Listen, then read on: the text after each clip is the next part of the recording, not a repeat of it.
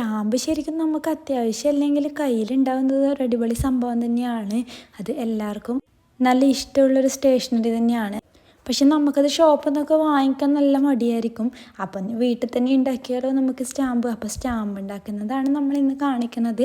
3 type സ്റ്റാമ്പാണ് ഞാനിവിടെ ഉണ്ടാക്കുന്നത്. നമുക്ക് വീട്ടിൽ തന്നെയുള്ള ചെറിയ ചെറിയ ഐറ്റംസൊക്കെ മതി ഇത് ഉണ്ടാക്കാൻ. പിന്നെ ഞാൻ വാഷി ടൈപ്പൊക്കെ വെച്ചിട്ട് കുറച്ചൊന്ന് ഡെക്കറേറ്റ് ചെയ്തിട്ടുണ്ടെന്നേ ഉള്ളൂ. അതൊന്നും വേണമെന്നില്ല. ഷോപ്പിൽ നിന്ന് കിട്ടുന്നത് അത്ര പെർഫെക്റ്റ് ആവില്ലെങ്കിലും നമുക്ക് ഫ്രണ്ട്സിൻ്റെ മുമ്പിലൊക്കെ ഒന്ന് ഷൈൻ ചെയ്യാൻ പറ്റുന്ന ഒരു ഐറ്റം തന്നെയാണ്.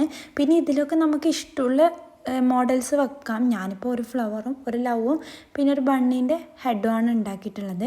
ബണ്ണീൻ്റെ ഹെഡൊന്നും അങ്ങനെ പെർഫെക്റ്റ് അല്ല.